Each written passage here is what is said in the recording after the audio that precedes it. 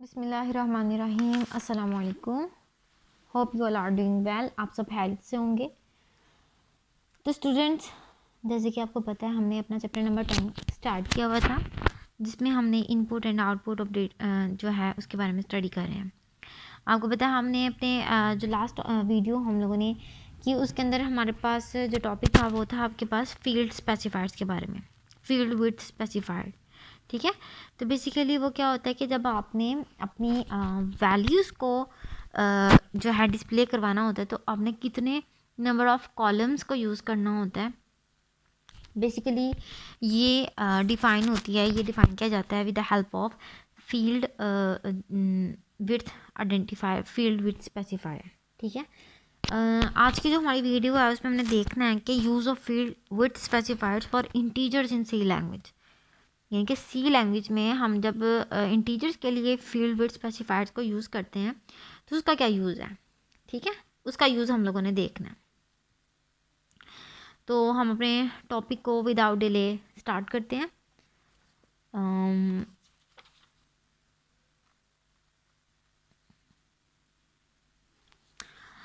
तो specifying field width for integers, integers के लिए हमने जब फील्ड विड्थ स्पेसिफाई करनी है तो उसके लिए क्या होगा। The %d format specifier is use to display integer value in printf function. जैसे कि आपको पता है कि जब भी आपने printf के फंक्शन में किसी इंटीजर वैल्यू को डिस्प्ले करवाना है या इंटीजर वैल्यू को आउटपुट में शो करवाना है, तो आप उसके लिए जो फॉर्मेट स्पेसिफायर यूज़ करते हैं वो होता है %d का साइन, %d। ठीक है। जब भी आपने printf की स्टेटमेंट से इंटीजर वैल्यू को डिस्प्ले करवाना है या आउटपुट में शो करवाना है, तो आप उसके लिए क्या यूज़ करते हैं, आप यूज़ करते हैं %d। अब %d क्या है, %d आपका फॉर्मेट स्पेसिफायर्ड है जिस की कॉरस्पॉन्डेंस इंटीजर वैल्यू होती है। जब आप अपने printf की स्टेटमेंट में आर्गुमेंट वैल्यू को लिखते हैं, तो आर्गुमेंट वैल्यू में आपने क्या लिखना होता है, आपने जो भी वैल्यू डिस्प्ले करवानी है वो अब किस फॉर्मेट में डिस्प्ले होगी, हाउ। तो ये चीज़ जो डिसाइड करते हैं, ये आप डिसाइड किया जाता है फॉर्मेट स्पेसिफाइड की मदद से। तो फॉर्मेट स्पेसिफायर बेसिकली आपको क्या करता है, वो आपका डिफ़ाइन करता है फॉर्मेट, कि आपने अपनी वैल्यू को किस फॉर्मेट में डिस्प्ले करवाना है, इस चीज़ को स्पेसिफाई करता है। तो जब आप इंटीजर वैल्यूज़ की बात करते हैं, तो इंटीजर वैल्यूज़ के अंदर जब अपने वैल्यूज़ को डिस्प्ले करवाना होता है printf फंक्शन के थ्रू, तो आप जो फॉर्मेट स्पेसिफायर यूज़ करते हैं वो होता है आपके पास %d का sign. A value can be written between % and d in %d। अब आपने फॉर्मेट स्पेसिफाइड, जब आपने किसी वैल्यू को लिखना है ना, उसकी विड्थ डिफाइन करने के लिए कितने नंबर ऑफ कॉलम जो है ये वैल्यू जो है ऑक्यूपाई करेगी, तो वो आप लिखते हैं %d के दरमियान। यानी जैसे कि आपको पता है कि % और d ये दोनों आपस में क्या है, जब आप इनको लिखते हैं % और d, तो %d एक साथ लिखा जाता है फॉर्मेट स्पेसिफायर के तौर पे। ठीक है। जब आपने इसकी विड्थ को डिफाइन करना होता है ना, जब आपने इसकी विड्थ को डिफाइन करना होता है, विड्थ फील्ड विड्थ बतानी होती है, तब आप %d के दरमियान में जो है पॉजिटिव वैल्यू को लिखते हैं। ठीक है, वो वैल्यू पॉजिटिव होनी चाहिए। The value specifies the field width और the number of columns to be used for displaying the value. अब जो भी वैल्यू आपकी %d के दरमियान में आएगी, वो क्या डिफाइन करेगी, वो स्पेसिफाई करेगी फील्ड विड्थ को। ठीक है, वो स्पेसिफाई करेगी फील्ड विड्थ की वैल्यू को। ठीक है। अब फील्ड विड्थ की जो वैल्यू को स्पेसिफाई करेगी, वो इनके दरमियान जो भी नंबर होगा वो होना तो पॉजिटिव चाहिए। ठीक है, वो क्या वो नंबर होना चाहिए, वो पॉजिटिव नंबर होना चाहिए। और वो डिफाइन करेगी कि आपकी जो फील्ड विड्थ है ना, उसकी वैल्यू क्या है। ठीक है, ये एक तो चीज़ ये क्या वो डिफाइन करते हैं कि आपकी फील्ड विड्थ की वैल्यू क्या है, वो स्पेसिफाई करते हैं इस चीज़ को। या फिर आप इसको इस तरह भी कह सकते हैं कि उसने जो भी वैल्यू डिस्प्ले करनी है, जो भी वैल्यू आउटपुट में शो करानी है उसके लिए कितने नंबर ऑफ़ कॉलम्स वो यूज़ करेगी, ये चीज़ को भी स्पेसिफाई किया जाता है। ठीक है। जैसे कि आपको पता है फील्ड विड्थ क्या होती है, जब भी आपने किसी वैल्यू को डिस्प्ले करवाना है, किसी वैल्यू को आउटपुट में शो करवाना है, तो उस केस में आप क्या करेंगे, उस केस में आप ये करेंगे कि आप ये डिफ़ाइन करते हैं कि जो भी वैल्यू आपने डिस्प्ले करवानी है उसने कितने नंबर ऑफ़ कॉलम्स को यूज़ करते हुए डिस्प्ले करवाना है अपनी वैल्यू को। ठीक है, तो जब आप बात करते हैं विड्थ फील्ड विड्थ लेने की, तो परसेंट डी के दरमियान में आप पॉजिटिव वैल्यू रखवाते हैं, और जो परसेंट डी के दरमियान जो पॉजिटिव वैल्यू रखवाते हैं वो डिफ़ाइन करता है, वो स्पेसिफाई करता है कि आपकी जो फील्ड विड्थ है उसकी वैल्यू क्या है, या फिर कितने नंबर ऑफ़ कॉलम्स जो हैं वो आप जब वैल्यू डिस्प्ले करवाएंगे तो कितने नंबर ऑफ़ कॉलम्स जो हैं वो यूज़ होंगे। ठीक है, इस चीज़ को डिफ़ाइन किया जाता है, इस चीज़ को स्पेसिफाई किया जाता है इस वैल्यू से, जो कि वैल्यू आप परसेंट और डी के दरमियान में लिखते हैं। ठीक हो गया। उसके बाद है the following statement indicates that 4 columns will be used to display the value of area। अब हमारे पास ना एक एग्जांपल है, ठीक है, जिसमें आपके पास एक फॉर्मेट, एक सिंटेक्स लिखा हुआ है। जैसे आपके पास है प्रिंट एफ की स्टेटमेंट, और प्रिंट एफ की स्टेटमेंट में आपके पास पैरेंथेसिस है, पैरेंथेसिस के दरमियान में आपके पास 2 आर्गुमेंट पास हो रहे हैं। एक आर्गुमेंट आपके पास इस तरह इन्वर्टेड कोड के अंदर, फिर कॉमा के बाद दूसरा आर्गुमेंट पास हो रहा है। अब जो आपके पास इन्वर्टेड कोड के अंदर जो आर्गुमेंट होता है वो होती है आपके पास कंट्रोल स्ट्रिंग, या फिर उसको आप कहते हैं फॉर्मेट स्ट्रिंग फॉर्मेट, या फॉर्मेट स्ट्रिंग कहते हैं। और जो नेक्स्ट होता है वो आपके पास होती है आर्गुमेंट लिस्ट। ठीक हो गया। तो जो आपके पास कंट्रोल स्ट्रिंग होती है, कंट्रोल स्ट्रिंग में अब आपके पास 3 चीज़ें होती हैं। एक होता है आपके पास टेक्स्ट, एक होता है आपके पास फॉर्मेट स्पेसिफायर, और एक होता है एस्केप सीक्वेंसेस, जिनको अभी हमने यूज़ नहीं किया। ठीक हो गया। अब ये आपने टेक्स्ट लिख लिया और ये आपके पास फॉर्मेट स्पेसिफायर आ गया। फॉर्मेट स्पेसिफायर शो कर रहा है कि परसेंट डी है, इसका मतलब इंटीजर टाइप की वैल्यू होगी। ठीक हो गया। उनके दरमियान 4 का साइन है, इसका मतलब जब इंटीजर टाइप जो भी वैल्यू शो होगी उसने 4 नंबर ऑफ कॉलम्स को जो है लेके वैल्यूज़ को डिस्प्ले करवाना है। क्लियर? इसलिए ये स्टेटमेंट लिखी गई है कि the following statement indicates that 4 columns will be used to display the value of area. Area के लिए जो वैल्यू डिस्प्ले करवानी है तो उसके लिए 4 जो है नंबर ऑफ कॉलम्स को यूज़ किया जाएगा। और बाद में आपने जो आर्गुमेंट लिस्ट पास किया वो है एरिया। इसका मतलब जब आपने एरिया की वैल्यू शो करवानी है तो वो डिस्प्ले करते हुए 4 नंबर ऑफ कॉलम्स को लेके शो करेगी, या 4 नंबर ऑफ कॉलम्स को यूटिलाइज करेगी। Suppose the value of area is 25. 2 space will be added before 25 as follows.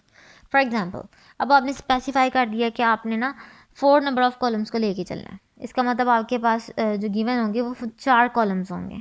ठीक है, और आपके पास जो एरिया की वैल्यू है वो है 25।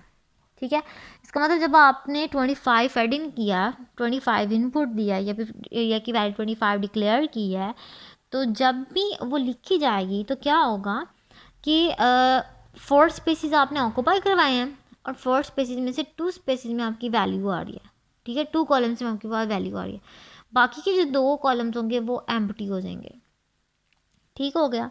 और फॉर एग्जांपल हमने ये अपने लास्ट वीडियो में भी बात की थी कि जब आप फील्ड विड्थ की बात करते हैं तो अगर तो आपकी वैल्यू फील्ड विड्थ से, मतलब फील्ड विड्थ जो आप दे रहे हैं 4 उससे एक्सीड कर जाती है, उससे बढ़ जाती है, तो आपकी एडिशनल जो है स्पेस वो ऐड कर दी जाती है।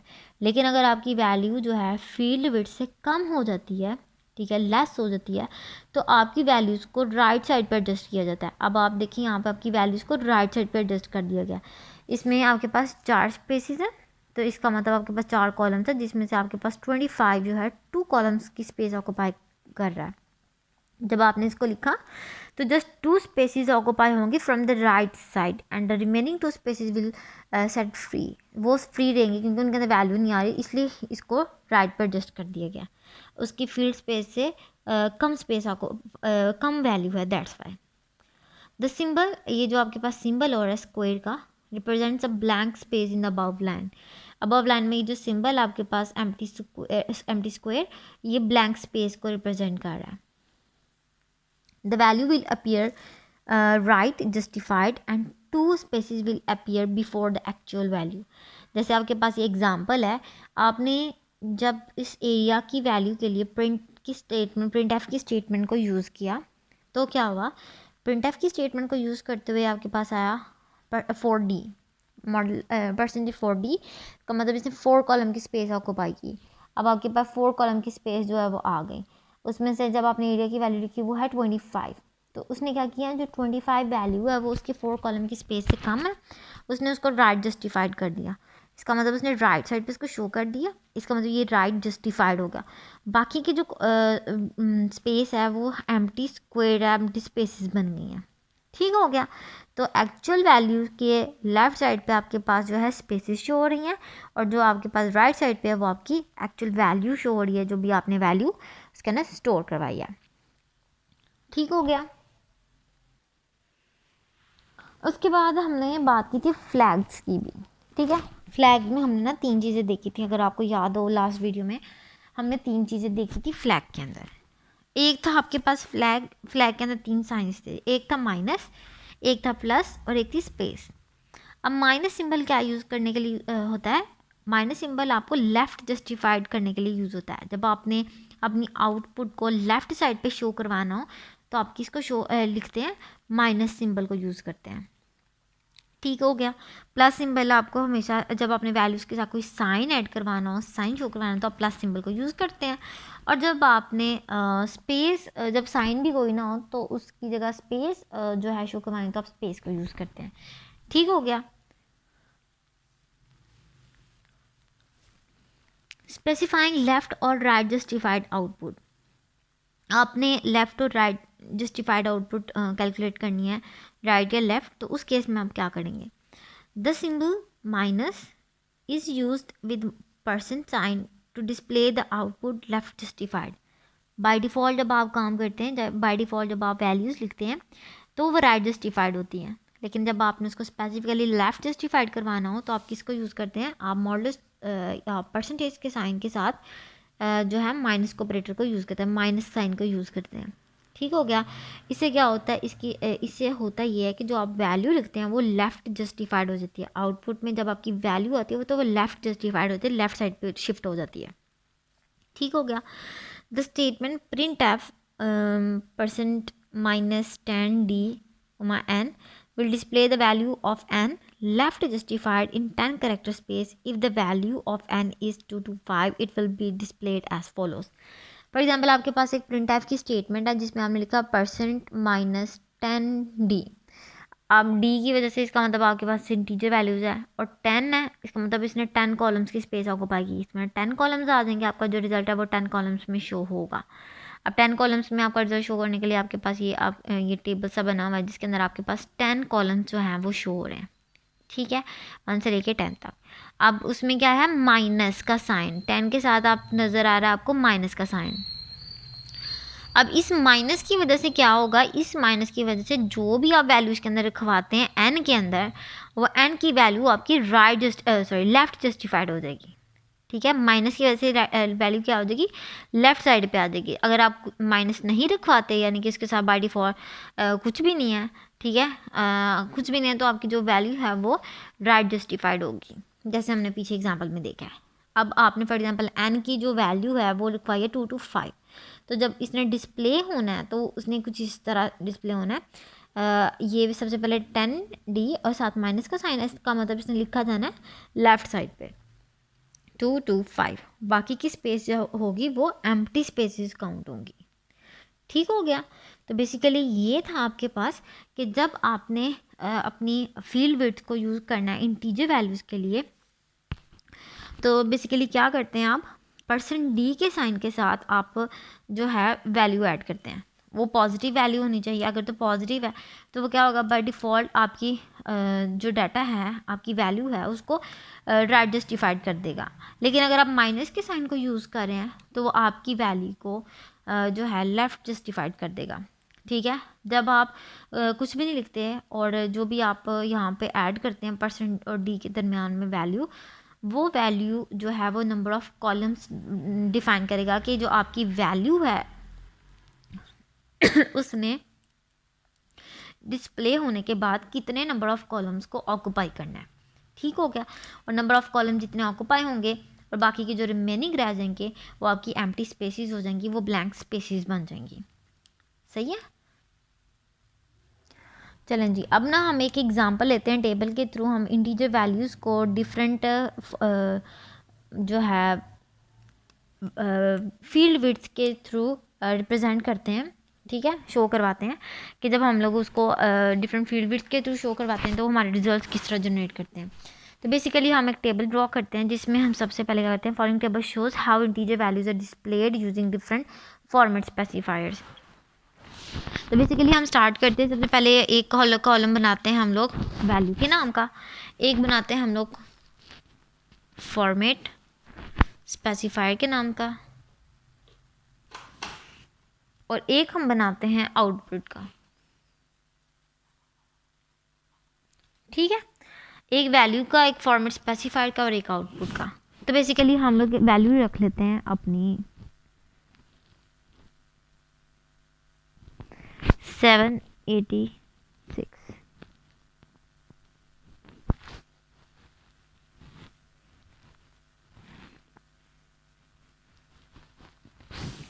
ठीक है। अब मेरे पास वैल्यू है 786। जब इसको मैं फॉर्मेट स्पेसिफायर में लिखती हूँ इस तरह, फॉर परसेंट का साइन, और मैं इसमें वैल्यू या फील्ड विड्थ दे देती हूँ फॉर साट डी। इसका मतलब क्या हुआ, इसने 4 स्पेसिस को ऑक्यूपाई करना है, 4 कॉलम्स को जो है ऑक्यूपाई करना है, 4 कॉलम्स को ऑक्यूपाई करना है, और आपके पास वैल्यू है 786। इसका मतलब इसमें कोई साइन भी नहीं आ रहा, तो इसने क्या हो जाना है, इसने राइट जस्टिफाइड हो जाना है। तो आप इसको जब लिखेंगे तो आपका जो वैल्यू आएगी वो 786 साथ एक स्पेस है हो जाएगी। समझ आ गई। 786 आपकी 3 वैल्यूज़ हैं, आपके पास कॉलम 4 है, तो 4th आपका ये ऐड हो जाएगा, कोई साइन नहीं है इसके साथ, तो जो है आपकी वैल्यू ये राइट जस्टिफाइड हो जाएगी। तो राइट जस्टिफाइड के बाद आपके पास जो एक कॉलम रह जाएगा वो एम्प्टी स्पेस बन जाएगा। क्लियर। अब हमारे पास आती है सेकेंड फॉर्मेट स्पेसिफायर, उसमें मैं लिखती हूँ परसेंट का साइन, साथ लिख देती हूँ 5D, ठीक है।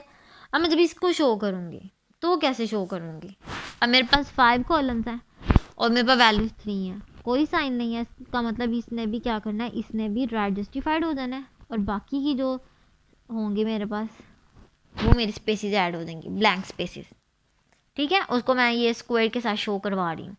तो ये बेसिकली आपके पास फील्ड विड्थ जो कि मैंने 5 दी है, और जब मैं इसकी वैल्यूज़ को शो किया तो कोई साइन नहीं है, इसलिए ये राइट जस्टिफाइड हो गई, और बाकी की जो स्पेस है उसके अंदर जो है एम्प्टी स्पेस शो हो रही है, जिसको मैं स्क्वायर एम्प्टी स्क्वायर्स के साथ शो करवा रही हूँ, ठीक है।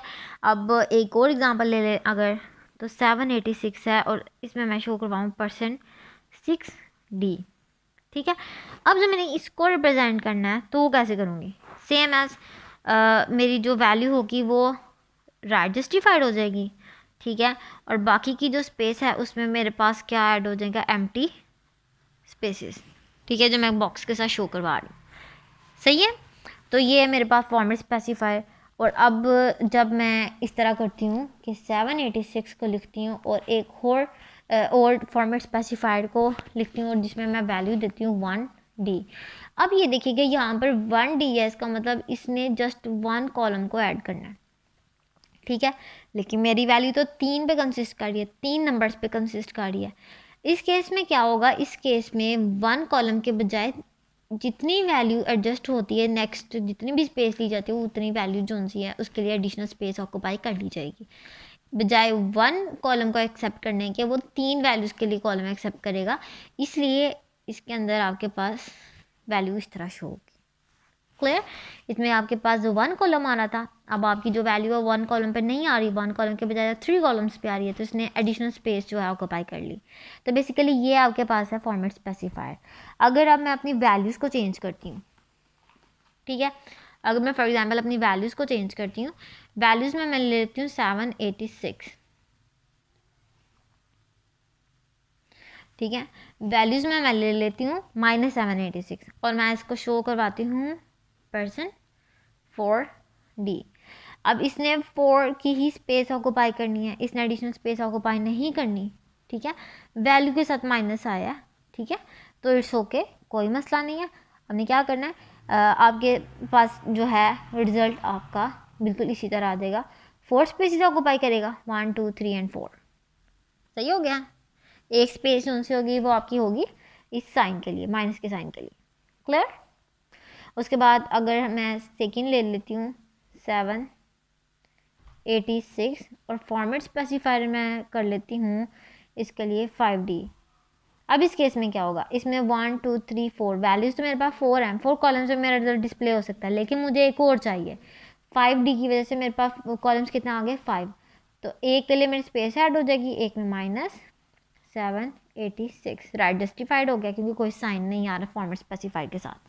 ठीक है, इसी तरह जब मैं नेक्स्ट लेती हूँ 786 और मेरे पास आती है यहाँ पर 6D, तो मेरे पास क्या होगा, तो मेरे पास यहाँ पे 2 स्पेसिस ऐड हो जाएंगी एक्स्ट्रा, बाकी मेरी राइट जस्टिफाइड हो जाएंगी।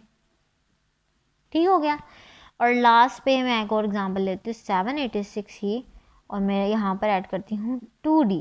अब मेरे पास जो पोजीशन है वो 2D के बजाय मेरे पास 4 कॉलम्स पे जा रही है मेरे रिजल्ट, इसलिए क्या होगा कि ये 2D के बजाय जो एडिशनल स्पेस ऑक्यूपाई करेगी और एडिशनल स्पेस की वजह से ये कंप्लीट वैल्यू को एज अ होल डिस्प्ले करवाएगा। तो बेसिकली ये है आपके पास जो है फील्ड विड्थ फॉर्मेट स्पेसिफायर्स के अकॉर्डिंगली इंटीजर वैल्यूज़ के लिए। होप सो आपको वीडियो को अच्छे से समझ आ गई है। किसी भी किस्म की कोई क्यूरी हो then you may ask. Take care and Allah हाफिज। वीडियो पसंद आई तो लाइक करें, अपनी राय कमेंट करें। ऐसे ही मजीद वीडियोस के लिए हमारा चैनल सब्सक्राइब करें और बेल का आइकन दबाएं ताकि आपको हर वीडियो का नोटिफिकेशन मिलता रहे।